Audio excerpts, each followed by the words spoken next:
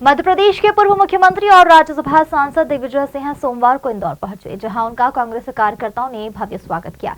पत्रकारों से चर्चा करते हुए दिग्विजय सिंह ने राजधानी भोपाल में आयोजित 2 दिवसीय ग्लोबल इन्वेस्टर समिट पर सवाल उठाते हुए पूछा कि साल 2004 से अब तक प्रदेश में कितना निवेश आया और कितने युवाओं को रोजगार मिला। वहीं छतरपुर बागेश्वर धाम पर कैंसर अस्पताल की सौगात के लिए पीएम नरेंद्र मोदी को बधाई दी। पहली बात तो बहुत बहुत बधाई। बुंदेलखंड के क्षेत्र में कैंसर अस्पताल का शिलान्यास किया गया है, उसके लिए मैं बागेश्वर धाम के बाबा जी को भी और नरेंद्र मोदी जी को भी बधाई देता हूं। यही नारायण सेवा है। इस तरह के शिक्षा और स्वास्थ्य के क्षेत्र में गरीबों को यदि मदद करते हुए वे अगर ये ऐसी संस्थाओं में ध्यान देंगे, उसका ज्यादा असर पड़ेगा। और ये सनातन धर्म का राजमार्ग है। नर ही नारायण है, नर सेवा में लगो। ये धर्म का उपयोग राजनीति में करना बंद करो। सर, इन्वेस्टर मीट भी जो किया है, बहुत बहुत बधाई, शुभकामनाएं। लेकिन माननीय प्रधानमंत्री जी सन 2004 से लेकर और आज तक केवल कमलनाथ जी का समय 1.25 साल छोड़ दो, इसके बीच में कितने इन्वेस्टर मीट हुए, कितने इन्वेस्टर मीट में एमओयू साइन हुए, उनमें से जितने एमओयू साइन हुए उनमें से कितने लगे, कितना इन्वेस्टमेंट हुआ और कितने लोगों को रोजगार मिला।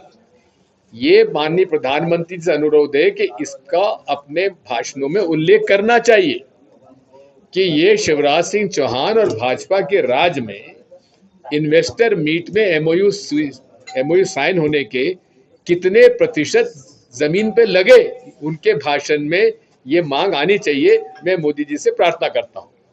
कुंभ में जो बात यह है, संयोग से शिवराज सिंह चौहान जी की उसी फ्लाइट में मैं भी था। नहीं, मुझे तो सीट अच्छी मिल गई। तो किस तरह से देखते सर, हालात अभी भी नहीं सुधरे। देखिए, बात ये ऐसा है, ये तो संयोग है। हमेशा से जो सेंट्रल मिनिस्टर्स होते हैं, इनको फर्स्ट रो में ही सीट मिलती है, ये उनके लिए रिजर्व होती है। इसलिए उनका जो सीट उनको अलॉट होनी थी, एयर इंडिया ने गलती की, उनको फर्स्ट रो में सीट देना चाहिए था, जो कि प्रोटोकॉल के आधार पर। इसमें एयर इंडिया की गलती है। इंडिगो में भी ऐसा ही हुआ। सुनील जाखड़ ने भी, सुनील जाखड़ को प्रोटोकॉल में हमारे जैसे है, वो तो हमको तो आखिरी में बैठाते तो हम वहाँ बैठ जाते हैं जाके। टूटी हो टूटी नहीं हो तो हम तो बैठ जाएंगे जाके, हम उस पर शिकायत भी नहीं करते।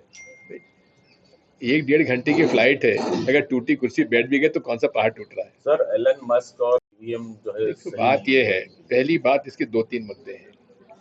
पहली बात तो जब से डोनाल्ड ट्रंप राष्ट्रपति बने हैं, वो एक तरफ मोदी जी उनके गलबैया करते हैं और डोनाल्ड ट्रंप रोज भारत के खिलाफ बयान दे रहे हैं। पहली बात तो यह है कि उन्होंने देश की अर्थव्यवस्था पर सबसे बड़ा हमला किया है, जो रेसिप्रोकल टैरिफ कहा है। भाई, तुम अगर जितना टैरिफ लोगे उतना हम भी तुम पर गुड्स पे लगाएंगे। यानी कि वहां पर जो दूध उत्पादक, डेयरी प्रोडक्ट और एग्री प्रोडक्ट, वो उनके पास सरप्लस है, लेकिन उस पर हमने टैरिफ ज्यादा लगा रखा है। 70 से 80% टैरिफ है, इंपोर्ट टैरिफ। और हमारे यहां से जाता है, उन्होंने लगा रखा 15-20%। अगर दूध और एग्री प्रोडक्ट्स पर, हमारे प्रोडक्ट्स पर अगर 70% लगा दिया उन्होंने, जैसा हमने लगा रखा है, तो स्वाभाविक है कि हमारा जो एक्सपोर्ट मार्केट है किसान और दूध उत्पादक का, वो खत्म हो जाएगा। और वहां से यूएस से डेयरी और एग्री प्रोडक्ट हमारे पास इसकी भरमार हो जाएगी। इससे हमारे किसानों को नुकसान होगा और दूध उत्पादकों को नुकसान होगा, और अमूल का जो प्रोडक्ट है उसको सबसे ज्यादा नुकसान होगा। एक दूसरा, उन्होंने जो गैर कानूनी तरीके से भारतीय वहां रह रहे थे, उनको उन्होंने निकाला, उसमें हमें कुछ नहीं कहना, ये उनका अधिकार है। लेकिन मिलिट्री प्लेन में भेजना, हथकड़ी डाल के रखना, उनके सारे मोबाइल छीन लेना और पांव में बेड़ियां डालकर जो भेजा है, ये अपमानित किया है भारत के लोगों को।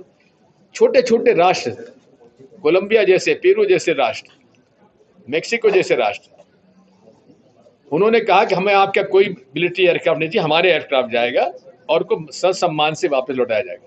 वहां कौन जाता है? वो जाते हैं जिनके पास नौकरियां नहीं है। राष्ट्र घर छोड़ के कौन विदेश जाना चाहेगा? बेरोजगारी की समस्या और ऐसी मुसीबत से जाते हैं वो लोग, पहाड़ों से, जंगलों से, पता नहीं कहां कहां से बेचारे पहुंच के वहां जाते हैं और उनको एक अपराधी के तौर पर यहां वापस भेजा है। इसमें नरेंद्र मोदी जी को तत्काल आपत्ति करना चाहिए और राष्ट्र से माफी मांगना चाहिए। उनके रहते हुए ऐसा कैसे हो गया?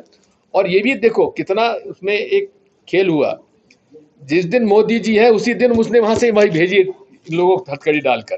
क्या मोदी जी को ये बात उठाना नहीं चाहिए थी? क्या यही राष्ट्रवाद है?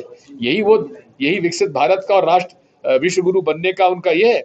हम इसकी घोर आपत्ति करते हैं और इस पर प्रोटेस्ट करना चाहिए। अब उसके बाद उन्होंने आरोप लगा दिया कि $21 मिलियन हमने यूएसएड से दिया। बिल्कुल सरासर झूठ निकला और उसमें जयराम रमेश ने बड़ा अच्छी तरह से उसका विश्लेषण किया। मैंने